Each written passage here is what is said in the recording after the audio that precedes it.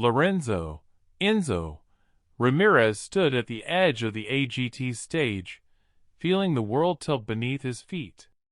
The bright lights were blinding, but not nearly as overwhelming as the weight of the journey that had brought him here from the narrow streets of Tondo, Manila.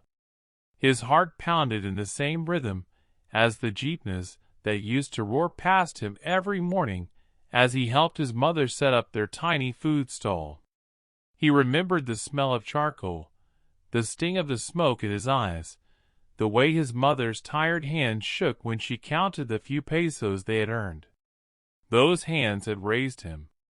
Those hands had shaped his voice, because every time she struggled, he would sing to make her smile. As he stepped forward, he could still hear her voice from the night before. "Anak, sing the way life taught you. Huwag kang matakot." Don't be afraid. Easier said than done. His legs trembled, not because of fear of the judges or the cameras, but because standing on this stage meant standing on the edge of everything he ever dreamed of, and everything he once thought he would never deserve. He took a deep breath, and for a moment the noise of the audience faded. In his mind, he was back on the rooftop of their tiny apartment in Tondo, singing into the wind so his siblings could sleep peacefully below. Up there, under the blinking city lights, he had promised himself that one day the world would hear him, even if he had nothing, no proper microphone, no voice lessons, no money for school. He only had a dream and a mother who believed in him even when he couldn't believe in himself. The memory of the rainy nights returned to him, the ones where he stood under a tricycle shed, singing softly to distract himself from the cold, pretending the raindrops were applause. Lightning would flash in the distance, illuminating the flooded streets, where he once waded barefoot, clutching plastic bags to protect his only pair of shoes. He sang through everything: hunger, exhaustion, the loneliness of being the eldest child who had to grow up too fast. Every note he ever released was stitched with survival. Now he was here, half a world away, yet carrying Manila in every beat of his heart. He glanced at the judge's table. Simon Cowell leaned forward with curiosity, the kind that sees beyond appearance and searches for truth. There was no turning back. Enzo tightened his grip on the microphone because it was more than a mic. It was the one bridge between his past and the future he prayed for. A soft tremor crossed his chest as the room fell into an unnatural, almost sacred silence. Thousands of eyes watched him. But Enzo didn't feel judged. He felt seen. And that terrified him more than anything else. Because what if they saw the boy who used to sing for coins on jeepneys? What if they saw the fear behind the bravery, the poverty behind the pride? What if they saw everything he tried so hard to rise above? But then another memory came. His mother wiping sweat from her forehead, smiling despite the hardship. "Anak, your voice is your freedom." And suddenly he understood. He wasn't here to hide his story. He was here to honor it. With one final breath, he lifted his chin, let the weight of Tondo rest on his shoulders like armor, and closed his eyes. In that sacred second before his first note, he felt the presence of every struggle, every sacrifice, every tear ever shed in silence.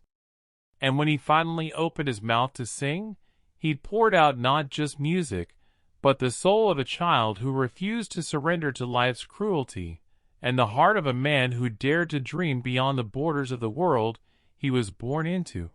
The first note slipped out of Enzo's mouth like a breath he had been holding his entire life. Soft at first, almost fragile, as if afraid to disturb the perfection of the silence that had fallen over the AGT arena. But within seconds, that softness deepened into something richer, something born from years of singing not for applause, but for survival. His voice floated gently across the room, and the crowd leaned in as though afraid to blink. Behind him, the LED screen glowed to life. Images of Manila appeared, not polished, not romanticized, but real. A narrow alley in Tondo, clotheslines strung between rusted rooftops. Kids running barefoot, laughing despite hunger. A mother wiping sweat from her face as she tends to a sizzling grill. The audience watched the scenes unfold, and slowly, they began to understand that Enzo was not singing a song. He was opening a window into a world that many had never seen. With every verse, his voice grew stronger. It carried exhaustion and hope, pain and gratitude, woven together in a way that only someone who lived through hardship could create. The melody trembled like the nights he spent singing on jeepneys while clutching the few coins he earned. It rose like the first sunlight after every typhoon that flooded their small home. It broke, healed, and soared again like the courage his mother showed every day just to keep their family afloat. The visual shifted to Quiapo Church, where a younger Enzo once stood at the back pew, singing quietly while praying not for fame, but for strength. Then Luneta Park appeared, with him performing beside street vendors and passing families, his voice carrying through the warm Manila breeze. The camera zoomed in on his face, and the audience could see it, the emotion that threatened to break him but also made him whole. A woman in the crowd wiped her tears even before the chorus hit. Heidi clutched her chest as though the song had reached inside her and pulled out something long buried. Sophia leaned forward, her eyes glistening, whispering, "Wow," under her breath. Even the security guards stationed at the exits paused to watch, forgetting their duties for a moment. By the time Enzo reached the chorus, his voice had transformed completely. It was no longer trembling. It was powerful, filled with a conviction that came from surviving moments no one in that room could fully imagine. It was the sound of a boy who had sung on rooftops just to escape the noise of poverty, turning into a man finally being heard by the world. The lights above him shifted into warm gold, illuminating him like dawn breaking over the Manila skyline. His final high note stretched long and unbroken, drawing gasps from the audience. It vibrated with the echoes of every prayer he whispered at night, every wound he hid behind a smile, every dream he had protected despite the weight of the world trying to crush it. When he finally ended the note, his body shook, not from fear this time, but from release. He stood there, chest rising and falling, eyes wet but unashamed. The arena remained silent for a heartbeat longer, as if the entire room needed a moment to breathe after being hit with that much truth. Then the applause erupted, loud, explosive, overwhelming. People rose from their seats in unison. Some shouted his name. Others simply cried. And as Enzo lowered the microphone, he realized something he had never dared to hope for. The world had finally felt his story. His pain had turned into power. His voice had become his freedom. The thunder of the standing ovation crashed through the arena like a giant wave, rising higher and louder with every passing second. But for Enzo, everything seemed distant, muffled, as though he were underwater. His chest tightened, his hands trembled, and his knees nearly buckled. He had imagined applause before. He had prayed for it, dreamed of it, whispered to the wind in Manila that one day he would hear it. But nothing in his life could have prepared him for this. An entire arena on its feet, clapping, shouting, crying because of a song he once thought wasn't good enough for anyone but the empty Manila rooftops. He covered his face with both hands as emotion surged through him like a breaking storm. He had stood strong through years of hardship, but in this moment, the walls he had built to survive his childhood began to crumble. A camera zoomed in, capturing the tears rolling down his cheeks, tears he no longer felt the need to hide. Suddenly, the giant LED screen behind him flickered and shifted.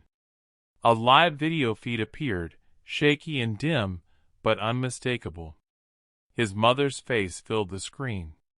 She was standing in their small home in Tondo, still wearing her apron from the food stall, her eyes swollen from crying. "Enzo, Anik, you made it!" Her voice cracked as she reached toward the camera, as though she could touch him through it. The crowd gasped, then cheered even louder. Enzo stumbled toward the screen, pressing his hand against it. His mother mirrored the gesture.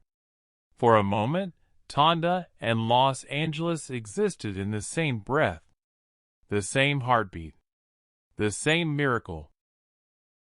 His mother sobbed with pride, telling him in broken Tagalog and English how she watched every second, how all their neighbors gathered around a tiny TV, how the entire street erupted when he sang the final note. Her voice shook with more joy than he had ever heard from her in his life. When the screen faded out, the roar of the crowd softened. Simon Cowell raised his hand, and just like that, the entire arena fell into a hush. Enzo exhaled shakily, bracing himself.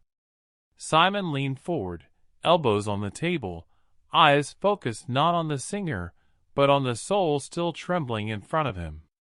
"Enzo," Simon began, his voice lower and more serious than usual. "That wasn't a performance. That was a life story told through music."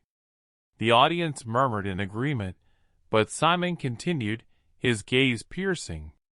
"You walked onto this stage carrying your past, your struggles, your mother's sacrifices, every single moment of your journey from Tondo. And when you sang, you didn't just show us talent. You showed us truth." He paused, letting the weight of his words settle into the room. "There are singers who impress, and there are singers who move people. But you, Enzo, you did something far more powerful. You made us feel like we were standing there with you, in the streets of Manila, on those rooftops, beside your mother. You made us experience your life, not just hear your voice." A soft gasp rippled through the crowd. Enzo's chin trembled. Simon leaned even closer. "I'll be honest. Performances like this are rare. They don't just make a show memorable. They change how people see the world. You showed us that greatness can come from anywhere, even the places most people overlook. And tonight, you didn't just sing. You put Tondo on the global map." The crowd erupted again, but Enzo stood frozen, overwhelmed beyond words. He felt like the boy who once sang for coins, and the man standing in front of thousands had finally become one. And as the applause washed over him once more, he realized that this moment, this exact second, was the beginning of a new chapter he had never dared to imagine.